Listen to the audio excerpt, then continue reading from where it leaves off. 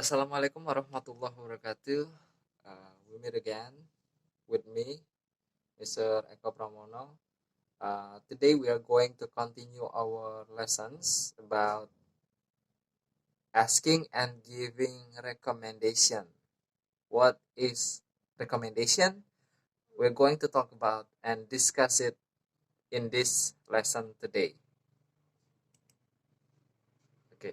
Have you ever wanted to recommend a person about movies or even a good restaurant to someone else but didn't know how to do it in English, of course? Have you ever wanted someone to recommend you to others? Perhaps atau mungkin kata rekomendasi ini lumayan familiar untuk kalian dengar atau kalian pasti sering dengar kata rekomendasi. Biasanya juga muncul pemberitahuan di handphone kita tentang YouTube recommendation gitu ya, rekomendasi dari YouTube. Apa sih rekomendasi itu? Ini yang akan kita bahas pada pagi hari ini meeting kita tentang recommendation. Maybe you have a special skill that you like to others know about. You might have heard about a competition but need someone to recommend you in order to apply. Or perhaps you just want to share some useful informations with others and want them to know how much you like it. All of these situations require us to give or ask for recommendation. Yeah. What is recommendation? Recommendation is a suggestion or proposal as to the best course of action, especially when put forward by an authoritative body. Atau suggestion, saran atau proposal ya, yang diberikan oleh lembaga atau badan yang berwenang atau seseorang yang berwenang. Oke, mungkin agak sedikit bingung di sini ya. So what is the difference between suggestion, advice, and recommendation? Apa sih bedanya ketiga hal ini? Karena intinya kalau dilihat secara bahasa, tiga-tiganya itu ya berarti saran, nasihat, ya rekomendasi, masukan gitu ya, ide. Tiga-tiganya hampir punya arti yang sama. Lantas bedanya di mana? Oke, kita masuk ke pembahasan. Minggu lalu atau 2 minggu yang lewat, pokoknya meeting sebelumnya kita sudah bahas advice. Advice itu apa? Advice itu opinion or suggestion about what somebody should do in particular situation. Advice itu nasihat yang biasanya diberikan oleh seseorang untuk melakukan atau tidak melakukan sesuatu yang kalau dilakukan berdampak pada diri dia. Rekomendasi itu a suggestion or piece of advice about how to solve a problem, deal with a situation, and etc. Jadi di sini rekomendasi itu termasuk juga saran ke dalam saran atau bagian dari nasihat yang berfungsi untuk menyelesaikan sebuah masalah atau ada hal-hal tertentu yang berkaitan dengan sebuah situasi, yaitu rekomendasi. Sedangkan suggestion, ini kalau kalian ingat, suggestion is an idea or plan that you offer for someone to consider. Jadi kalau advice sama rekomendasi ini lebihnya ke sesuatu untuk menyelesaikan sebuah masalah atau untuk menghindari sebuah masalah. Sedangkan suggestion ini hanya rencana atau ide sebagai bahan pertimbangan. Bahan pertimbangan ya suggestion ya. Jadi boleh ditolak, boleh diterima. Suggestion is weaker than recommendation because the suggestion given is not based on the suggestion givers recommendation. Jadi suggestion itu lebih lemah daripada rekomendasi karena biasanya saran atau suggestion yang diberikan itu tidak berdasarkan dari pengalaman pemberi saran gitu ya.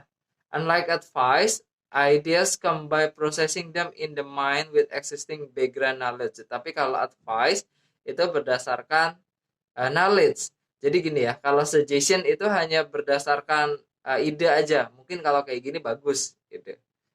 Kalau kayak gini bagus, kalau kayak gitu nggak bagus.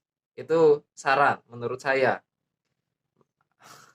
Maksudnya, saran itu hanya sebatas menurut saya.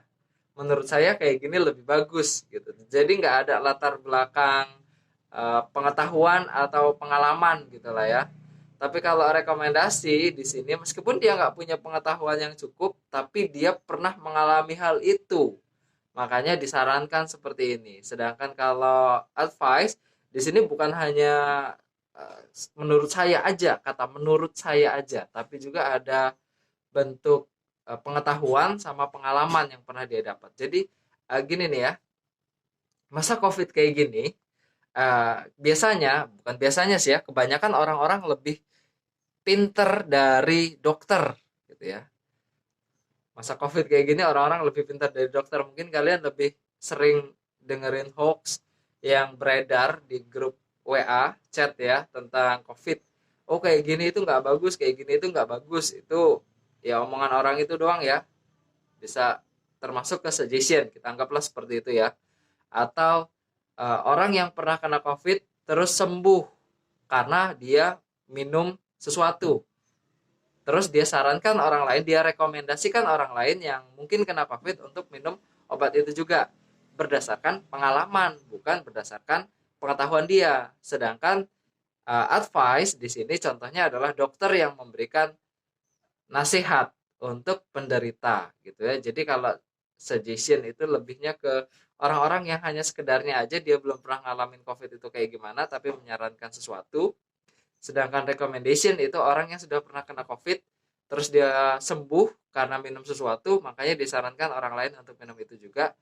Sedangkan advice ini lebih dari si dokter yang menyarankan pasien. Gitu. Jadi berdasarkan pengalaman. Kalau dilihat chartnya, ini bisa kita anggap sebagai suggestion, ini sebagai recommendation, ini sebagai advice. Jadi polanya adalah bertingkat seperti ini ya. Suggestion itu weaker than recommendation, while recommendation is weaker than advice. Jadi advice itu yang paling wajib untuk diikuti daripada rekomendasi atau suggestion. Bukan berarti suggestion nggak boleh diikuti atau nggak bisa diikuti ya, tapi ini hanya sebagai bahan pertimbangan. Terserah kalian mau ikut atau tidak, itu saran. Kalau rekomendasi ya sama aja, ini rekomendasi dari saya, mau ikut mau tidak, tapi ya sebaiknya diikuti. Kalau advice, ini nggak boleh ditolak, wajib diikuti. There's the differences between suggestion, recommendation, and advice. Oke, sampai sini paham ya, mudah-mudahan ya. I hope you can get the point of the differences between advice, recommendation, and suggestion. Oke, di sini there are expressions used to ask for and give recommendation. Jadi ada ekspresi, if you want to ask a recommendation from someone, you can use one of these expressions. This is, I take this just for example. Perhaps you have another expression, you can use it. This is just for example. Could you put in a good word for me? Atau could you let others know about this experience? Atau could you pass this on the others? Atau would you mind sharing your experience? Atau would you add me to your contact list? This is just an example of expression that is using to ask recommendation. And this one is, if you want to give recommendation, you can use one of these expressions. Jadi yang atas ini minta rekomendasi, yang bawah ngasih rekomendasi.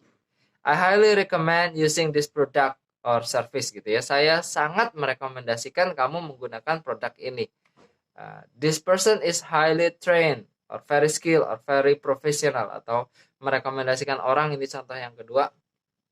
Orang ini punya skill yang tinggi, orang ini profesional, makanya saya rekomendasikan kamu untuk belajar atau untuk memperkerjakan orang ini. Ya, ini yang lain-lain bisa kalian baca sendiri, nanti di pause videonya bisa kalian catat atau salin.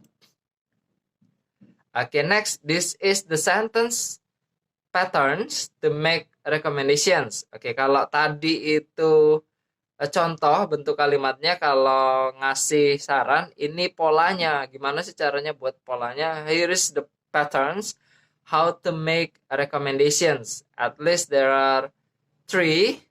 Ada 3 cara to make recommendation. The first is using word recommend or suggest plus gerund. Gerund ini kata kerja plus ing. Oke ya, di sini ya. It is raining outside. It is raining outside. Sedang hujan di luar. I recommend taking an umbrella. Saya merekomendasikan membawa payung.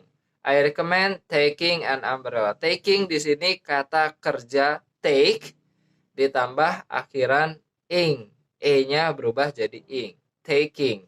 Gerund. Verb ing. Atau as suggest taking an umbrella. Oke, atau cara yang kedua, recommend or suggest pakai that, pakai object plus to infinitive. To infinitive, infinitive yang dimaksud di sini adalah kata kerja pertama. I recommend that you to take an umbrella. I recommend that you object to take an umbrella. To take. To-nya di sini pola, take-nya ini kata kerja pertama. Atau I suggest that you to take an umbrella. Oke. Atau bisa juga karena kata that di sini opsional, bisa kalian pakai, bisa juga tidak. Contohnya kalau nggak pakai that, saya tinggal dihilangkan aja that ya.